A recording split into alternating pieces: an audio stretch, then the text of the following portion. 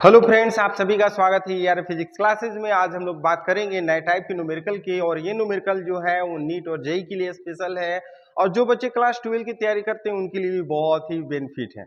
तो चलिए हम इस न्यूमेरिकल को सॉल्व करते हैं, और आप भी कोशिश करिए सॉल्व करके कमेंट करने के लिए कि आपका आंसर कितना आ रहा है। और हाँ, अभी तक इस चैनल को सब्सक्राइब नहीं किए तो इस चैनल को जरूर सब्सक्राइब करिए और अपने दोस्तों को भी शेयर करिए, ताकि आपके दोस्त भी इस चैनल से जुड़ करके उनको भी एग्जाम की तैयारी और जो भी कंपटीशन की तैयारी करते हैं उनके लिए वो फायदा करे। तो चलिए हम बात करते हैं बाबू इस तरह के न्यूमेरिकल को किस तरह से सॉल्व करते हैं। पहले हम लोग सोल्यूशन लिखते हैं और सोल्यूशन में पहले गिवन कर लेते हैं।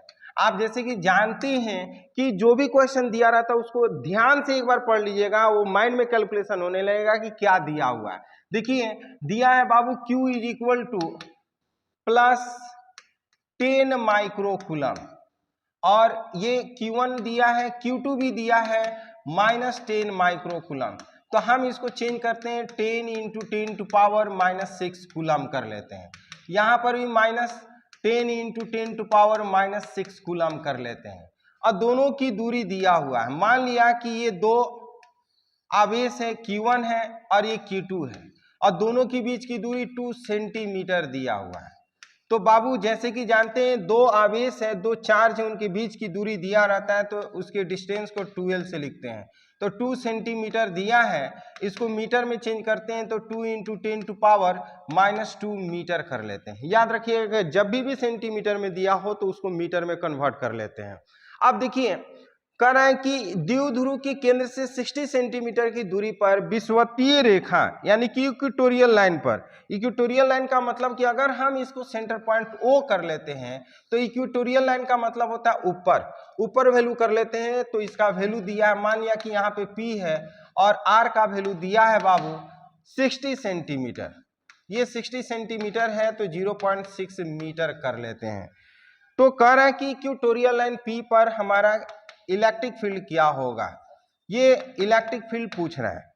तो हम लोग सिंपल बना लेते हैं। बाबू जानते हैं इक्वेटोरियल लाइन पे इलेक्ट्रिक फील्ड का फॉर्मूला, और उस फॉर्मूले पर हम देखते हैं कि यदि यानी कि if R is greater than L, then हम लिख सकते हैं बाबू इक्वेटोरियल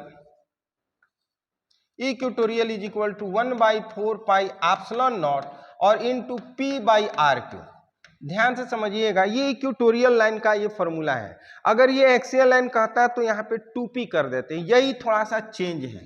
बाबू हम लिख लेते हैं इक्वेटोरियल इज इक्वल टू, इसका वैल्यू पुट कर लेते हैं 1/4 पाई एप्सिलॉन नॉट का 9 इंटू 10 टू पावर 9 कर लेते हैं, और P के जैसे आप जानते हैं Q इंटू 12 कर लेते हैं, और बाबू RQ सबका वैल्यू रखते हैं 9 इंटू 10 टू पावर 9, और Q की जगह पर Q का वैल्यू यहाँ पे आप देख सकते हैं पॉजिटिव वाला ले लेते हैं, 10 इंटू 10 टू पावर माइनस 6 कर लेते हैं, और 12 के जगह पर 12 का वैल्यू लिखते हैं 2 इंटू 10 टू पावर माइनस 2 कर लेते हैं, और बाई RQ है, RQ का वैल्यू यहाँ पर 0.6 इंटू 0.6 इंटू 0.6 कर लेते हैं।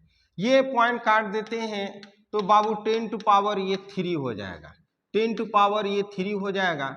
कैलकुलेशन करते हैं 9 2 जा 18, और बाबू 6 6 जा 36, और इंटू 6 कर लेते हैं। कैलकुलेशन आपके लिए आसान हो जाएगा।